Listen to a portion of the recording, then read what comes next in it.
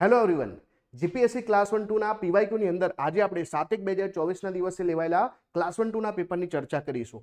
એનાલોજીનો સરસ મજાનો ક્વેશ્ચન પૂછાયો છે કે ભાઈ બધા કવિઓ બુદ્ધિશાળી છે, બધા ગાયકો બુદ્ધિશાળી છે, તો તમારે તારણો ચેક કરવાના છે.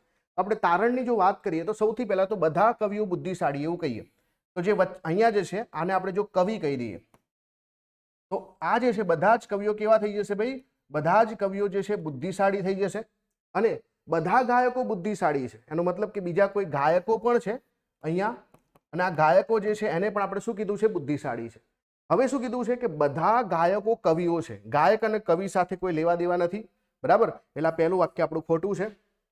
બીજું લખ્યું છે કે કેટલાક બુદ્ધિશાળી લોકો ગાયકો નથી.